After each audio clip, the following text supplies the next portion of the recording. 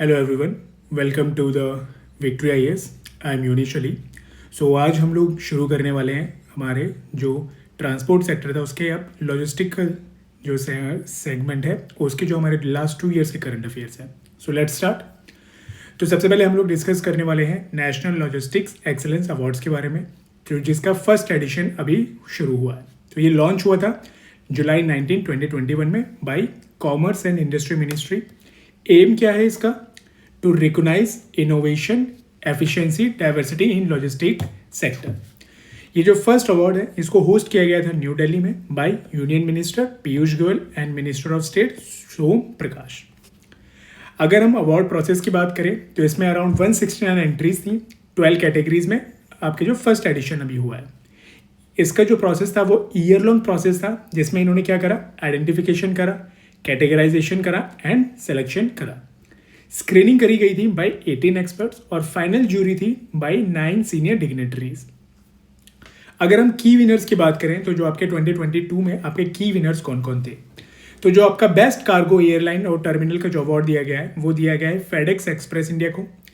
Best road freight provider का जो award दिया गया है वो दिया गया है डीएचएल सप्लाई चेन को। Best rail and freight provider का जो आपका अवार्ड है that is been given to the Adani logistics. Best shipping and service provider का अवार्ड दिया गया है मेर्स्क इंडिया को। पोर्ट सर्विस प्रोवाइडर का डीपी वर्ल्ड को। बेस्ट वेयर हाउस प्रोवाइडर का ट्रांसपोर्ट कॉरपोरेशन ऑफ इंडिया और best cold chain provider transport corporation of India again. Best express logistic ये आपको दिया गया है सेफ एक्सप्रेस को। Best logistic and infra in service ये दिया गया है अदानी लॉजिस्टिक्स को। बेस्ट फ्रेट फॉरवर्डर ये दिया गया है क्यूहिन ने एंड नागेल। फिर आपके बेस्ट कस्टम्स ब्रोकर ये दिया गया है आपके international clearing and shipping agency India and industry excellence award दिया गया है सन फार्मा को। Obviously we can not expect the question, but एक बार आप इनको गो थ्रू कर लेना, इससे क्वेश्चन आने की चांसेस कम है।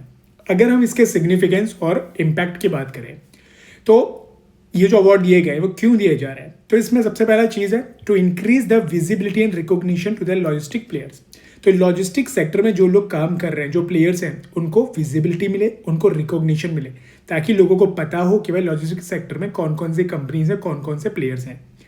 एनकरेज करेंगे to innovation, efficiency and competitiveness. Obvious बात है जब आपको रिवॉर्ड्स मिलते हैं तो आप बेटर इनोवेशन लेकर आने की कोशिश करते हो, आप अपनी एफिशिएंसी बढ़ाने की कोशिश कर रहे हो, कॉम्पिटिटिवनेस को बूस्ट करोगे।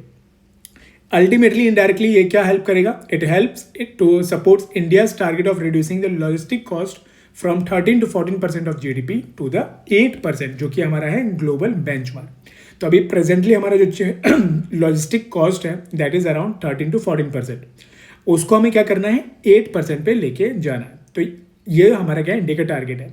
अब इस तरीके जब हम अवार्ड देंगे तो क्या होगा? आपके जो कम प्लेयर्स हैं वो कुछ ना कुछ इनोवेटिव तरीके लेकर आएंगे। इससे अल्टीमेटली क्या होने वाला है?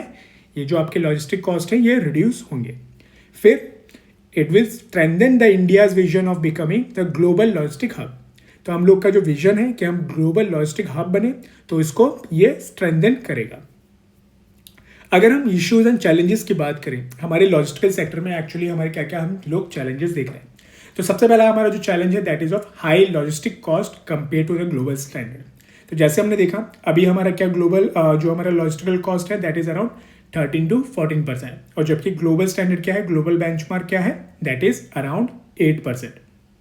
उसके बाद we see the infrastructure bottleneck in warehousing, cold chain and multi modal transport. फिर there is a need for digitalisation and skilled manpower.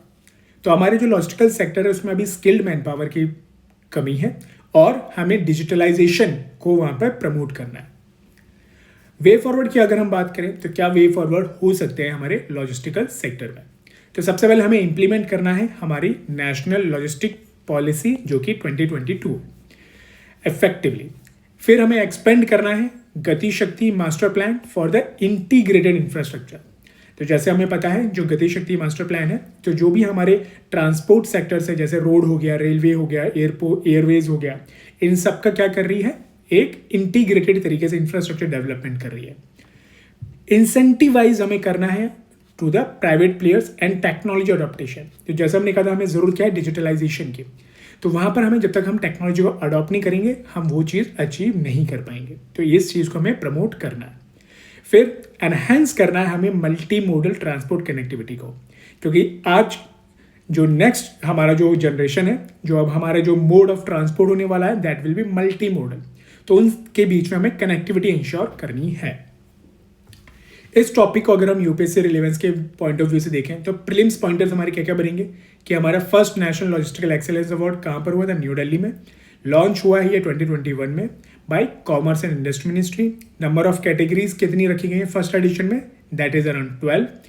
तो कुछ विनर्स के एग्जांपल है, जैसे फेडेक्स को कार्गो एयरलाइन का बेस्ट का अवार्ड मिला है, डीएचएल को बेस्ट रोड फ्रेट का मिला है, अडानी को लॉजिस्टिक को रेल फ्रेट और इंफ्रास्ट्रक्चर का बेस्ट अवार्ड मिला है। मेंस पॉइंट ऑफ व्यू से अगर हम देखें तो दो हमारे जो पेपर है वहां पर ये रिलेवेंट बैठता है। पहला है हमारा GS3, जिसका अगर हम टॉपिक की बात करें तो इंफ्रास्ट्रक्चर और इकोनॉमी से। तो इसमें क्या क्वेश्चन बन सकता है, efficient logistic is the backbone of economic growth, discuss how initiative like national logistic excellence awards and national logistic policy contribute to the India's competitiveness. GS2 में ये गवर्नेंस में आ सकता है हमारा, जैसे how recognition in incentive based schemes can boost the performance in की service sector. तो जैसे हमने देखा यहाँ पर अवार्ड्स दिए जा रहे हैं। Let's move to our next topic. तो जो हमारा नेक्स्ट टॉपिक है that is of national logistic policy 2022। तो इसको लॉन्च किसने करा है, इसको लॉन्च करा है our honourable prime minister Narendra Modi ने इन सितंबर 2022। अनाउंस्ड इसको किया गया था पहले ही यूनियन बजट 2020 में और आपका यूनियन बजट 2022 एंड 2023 में भी। एम क्या है इस पॉलिसी का, दैट इज कि हमें लॉजिस्टिक सेक्टर जो है उसकी एफिशिएंसी को हमें इंप्रूव करना है और हमारे एक्सपोर्ट्स को बूस्ट करना है और अल्टीमेटली हमें इकोनॉमिक ग्रोथ को स्ट्रेंथन करना है। अब हम बात करते हैं पॉलिसी की नीड क्या है। तो सबसे पहला क्या है, इंडिया का logistic cost that is around 13 to 14% of GDP, जबकि ग्लोबल बेंचमार्क कितना है 8%। तो यानी कि काफी हाई लॉजिस्टिकल कॉस्ट है, इसको हमें रिड्यूस करना है। दूसरा, हाईली फ्रेगमेंटेड सेक्टर है ये। अगर हम देखें अराउंड 20+ गवर्नमेंट एजेंसी इसको रेगुलेट करती हैं, 40 PGAs हैं, 500+ सर्टिफिकेशंस की रिक्वायरमेंट होती है। सेक्टर वाइज अगर साइज की अगर हम इसकी बात करें तो दैट इज अराउंड $160 बिलियन है और ये एम्प्लॉयमेंट देता है 22 मिलियन पीपल्स को। इम्प्रूवमेंट, अगर can cut the indirect cost by 10% and increase export bye 5 to 8%, अगर हम लॉजिस्टिकल सेक्टर में इंप्रूवमेंट लाते हैं तो। इंडिया की जो रैंक है that is around 44th in world bank logistical performance index. तो जो वर्ल्ड बैंक जो अपना लॉजिस्टिकल परफॉर्मेंस इंडेक्स रिलीज करती है 2018 में, इंडिया की रैंक 44 थी। अगर हम नेशनल लेवल पर देखें तो लीड्स इंडेक्स होता है जिसको लॉन्च करती है हमारी मिनिस्ट्री ऑफ कॉमर्स, और 2021 में जिस स्टेट ने टॉप किया था दैट वाज गुजरात। ऑब्जेक्टिव क्या है इस पॉलिसी के, तो जैसा हमने कहा सबसे पहला क्या है, हमें लॉजिस्टिकल कॉस्ट को रिड्यूस करना है in that will be around 10% in 5 years। Promote करना है हमें सीमलेस मूवमेंट ऑफ गुड्स। फिर हमें एनहेंस करनी है competitiveness in domestic as well as in global market. और इन सब के साथ हमें क्या करना है, that is we have to create the employment and the skill opportunities. अब इसमें आपके जो 4 मेजर स्टेप्स रखे गए हैं under national logistical policy. First one है इंटीग्रेशन ऑफ डिजिटल सिस्टम। तो इसमें क्या करने वाले हैं हम लोग, 30 सिस्टम है जो हमारी 7 मिनिस्ट्रीज के 7 ministry for example customs, railways, road, aviation and foreign trade, उनको हम लोग क्या करने वाले हैं, लिंक करने वाले हैं। फिर एक हम बनाने वाले हैं यूनिफाइड लॉजिस्टिक इंटरफेस प्लेटफॉर्म। इसमें क्या होगा, रियल टाइम आपके जो कॉन्फिडेंशियल कार्गो डेटा एक्सचेंज होगा, इसको डेवलप करेगा आपका NIC-DC's logistical data project bank project. तीसरा है हमारा ईज ऑफ लॉजिस्टिक्स। तो इसमें हमें क्या करना है, सिंप्लीफाई करना है रूल्स को, रिड्यूस करना है हमें कंप्लायंस बर्डन को और इंप्रूव करना है हमें ईज ऑफ डूइंग बिजनेस को।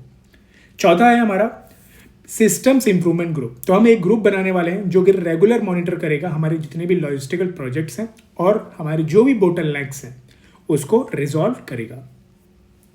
इंस्टीट्यूशन मैकेनिज्म की अगर हम बात करें तो एक हमारा इसमें बनेगा empowered group of secretaries.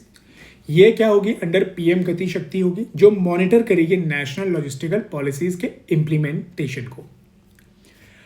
Logistical sector में अगर हम देखें तो और क्या क्या गवर्नमेंट के इनिशिएटिव्स इसमें दिए जा रहे हैं, तो सबसे पहला हमारा है गति शक्ति मास्टर प्लान, जो कि इंटीग्रेट कर रहा है हमारे सारे इंफ्रास्ट्रक्चर डेवलपमेंट्स प्रोजेक्ट्स को।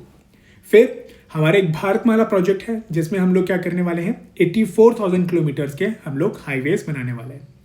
सिमिलर लाइन पर हमारा एक सागरमाला प्रोजेक्ट है, जो कि हार्नेस करने की कोशिश कर रहा है हमारे कोस्ट लाइन को और वाटरवेज को। फिर अगर हम रेल में जाते हैं तो एक डेडिकेटेड फ्रेट कॉरिडोर्स हम लोग बना रहे हैं, जो कि बूस्ट करेगा हमारी रेल कार्गो मूवमेंट्स को। प्रपोजल क्या है, एक हमारा MMTG एक्ट 1993 को रिप्लेस करेंगे हम लोग विद NLEAPS एक्ट से। सिग्निफिकेंस की अगर हम बात करें, लॉजिस्टिकल सेक्टर की सिग्निफिकेंस क्या है इस पॉलिसी की हमारी, तो इससे क्या हो रहा है, reduce the cost of doing business, strengthen कर रहा है इंडिया की position as a global logistical hub. जैसा हमने डिस्कस करा कि इंडिया एस्पायर कर रहा है कि हम लोग क्या बने, ग्लोबल लॉजिस्टिकल हब बने, तो उस डायरेक्शन में ये हमें सपोर्ट करेगा। एनकरेज करेगा digitalisation, multi modal transports and private sector innovation के बारे में। तो जैसे हमने देखा था कि हमारा जो 4 स्टेप्स है, जिसमें पहला स्टेप क्या था, हमें इंटीग्रेट करना था डिजिटलाइजेशन सिस्टम को, तो नेशनल लॉजिस्टिकल पॉलिसी उसी डायरेक्शन में हमें प्रमोट कर रही है। फिर अगर हम बूस्ट करेगा ये हमारी एक्सपोर्ट्स को और मेक इन इंडिया की कॉम्पिटिटिवनेस को ये हमारा बढ़ाएगा।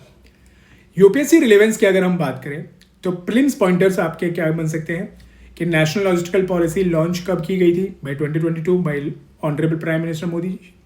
टारगेट क्या है, रिड्यूस करना है लॉजिस्टिकल कॉस्ट को from 13 to 14% to the around 10% in 5 years।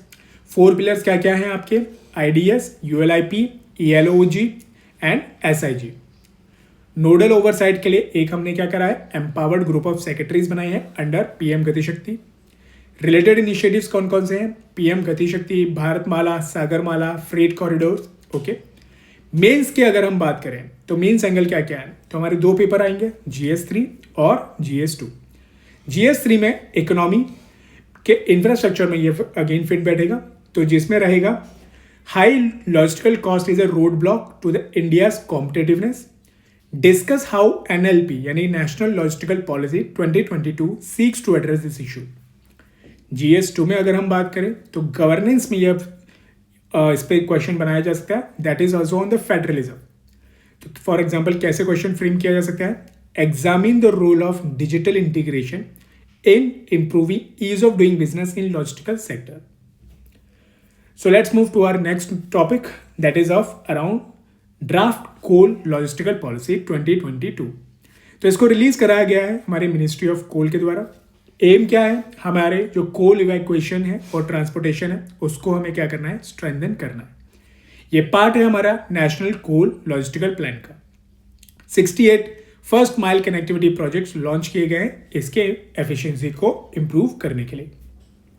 इस पॉलिसी के बारे में अगर हम देखें तो गोल क्या है हमारा, to ensure the efficient, cost effective and eco friendly movement of coal. तो हमारी जो कोल मूवमेंट है उसको हमें एंश्योर करना है कि वो एफिशिएंट तरीके से मूव करे, कॉस्ट इफेक्टिव भी हो और साथ में इको फ्रेंडली भी हो, कोई पॉल्यूशन या फिर हमारे इन्वायरमेंट पे नेगेटिव इंपैक्ट ना डाल रहा हो। फोकस एरिया क्या रखे गए हैं इसमें, identify and remove the gaps in the coal evacuation infrastructure. तो जो हमारी कोल इवैक्यूएशन, कोल माइनिंग में जो इंफ्रास्ट्रक्चर में जो गैप्स हैं उनको आइडेंटिफाई करना और उनको रिमूव करना। अगला फोकस एरिया है हमारा एनवायरमेंट फ्रेंडली कोल ट्रांसपोर्ट प्रमोट करना, क्योंकि जैसा हमने देखा, आपने देखा होगा रेलवे स्टेशन में जो ट्रेन्स होती है उसमें क्या होता है, कोल को लेके जाया जाता है, ओपन होते हैं, है ना। तो जो ओपन होने की वजह से क्या होता है, वहाँ पर कोल से डस्ट वगैरह निकलती है और हमारे एनवायरमेंट को पॉल्यूट करती है। तो हमें क्या करना है, प्रमोट करना है एनवायरमेंट फ्रेंडली कोल ट्रांसपोर्ट को भी, सिर्फ माइनिंग नहीं, ट्रांसपोर्टेशन को भी हमें इंश्योर करना है वो भी हमारा एनवायरमेंट फ्रेंडली हो। फिर हमारा अगला जो फोकस एरिया रहेगा that will be improve end to end supply chain from the mine end use plan.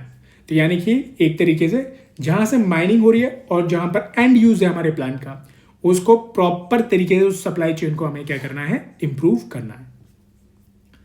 अगर हम इंडिया के कोल्स के स्टेटस की बात करें तो इंडिया में 4th लार्जेस्ट कोल रिजर्व है ग्लोबली, बट और सेकेंड लार्जेस्ट कोल प्रोड्यूसर है हम लोग, और सेकेंड लार्जेस्ट कोल कंज्यूमर भी है हम लोग. And there is a high dependence on the coal for the electricity generation. अगर हम टारगेट्स की बात करें अंडर कोल मिनिस्ट्री, तो रिलायंस हमारा रिप्लेस करना है हमें इंपोर्टेड कोल को विद डोमेस्टिकली माइंड कोल से. और हमारा इसमें प्रोडक्शन टारगेट हमने रखा है 1.3 बिलियन टन्स का by financial year 2025. 1.5 billion turns का बाय हमारा 2030 तक हम लोग इसको टारगेट को अचीव करने की कोशिश करेंगे. सिग्निफिकेंस हमारी होने वाली है, रिड्यूस करना है हमें इंपोर्ट डिपेंडेंस को, सेव करेंगे हम लोग अपनी फॉरेक्स को, और इम्प्रूव करेंगे हम अपनी एनर्जी सिक्योरिटी को. इसके साथ साथ हमें लॉजिस्टिकल कॉस्ट को कट डाउन करना है, सप्लाई रिलायबिलिटीज को हमें इंप्रूव भी करना है. इंडिया का जो फ्लैगशिप प्रोग्राम है दैट इज ऑफ आत्मनिर्भर भारत हमारे एनर्जी सेक्टर में, उसको हम लोग सपोर्ट भी करेंगे. इश्यूज क्या क्या देख रहे हैं हम लोग अपने इस कोल सेक्टर में. तो सबसे पहला क्या है, हमारा ओवर डिपेंडेंस है on coal versus renewable targets. Infrastructure जो हमारे प्रोजेक्ट्स हैं एफएमसी प्रोजेक्ट्स, उनमें हमें डिलेज देखने को मिल रहा है. हमारे land acquisition and environmental clearance में भी हम लोग एक चैलेंज फेस करते हैं. कोल एक्सपेंशन और हमें क्लाइमेट कमिटमेंट को बैलेंस करके चलना है, तो ये भी हमारे लिए एक मेजर चैलेंज हमारा रहता है. वे फॉरवर्ड की बात करें तो हमें जो करना है, फास्ट ट्रैक करना है अपनी रेलवे कनेक्टिविटी को और कन्वेयर सिस्टम को. जैसा हमने कहा था, हमें कोल के ट्रांसपोर्टेशन को भी हमें इन्वायरमेंट फ्रेंडली बनाना है. तो हमारे कोल जो मेजर हमारा जो ट्रांसपोर्ट होता है that is through the railways. तो रेलवे कनेक्टिविटी और कन्वेयर सिस्टम्स को हमें फास्ट ट्रैक करना है. डिजिटलाइजेशन करेंगे हम लोग, रियल टाइम मॉनिटरिंग करेंगे कोल मूवमेंट को, और हमारा जो कोल एक्सपेंशन है और रिन्यूएबल पुश को और डीकार्बनाइजेशन को जो हम पुश कर रहे हैं उसको बैलेंस आउट करना है, क्योंकि हमारी दोनों चीज़ों की नीड को हमें फुलफिल करना है. यूपीएससी रिलेवेंस की बात करें तो हमारा प्रीलिम्स पॉइंटर्स में हमारा बनकर आता है ड्राफ्ट कोल लॉजिस्टिकल पॉलिसी जो कि रिलीज करी गई है by ministry of coal. FMC projects जो कि अभी अंडर प्लान है अराउंड 68.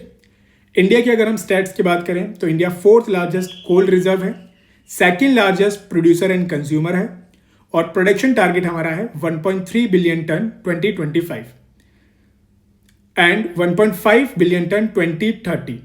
मेन एंगल के पॉइंट ऑफ व्यू से देखें तो हमारा रहेगा GS3 इंफ्रास्ट्रक्चर और इकोनॉमी एंड एनर्जी, जिसमें अगर हम क्वेश्चन देखें तो रहेगा discuss the importance of efficient coal logistics in ensuring India's energy security. How can India balance the coal dependence with its climate commitment. तो so that's all from our side. इसके हम लोग और भी जो भी हमारे टॉपिक्स रहेंगे उसको हम कमिंग वीडियोज में कवर अप करेंगे. Thank you.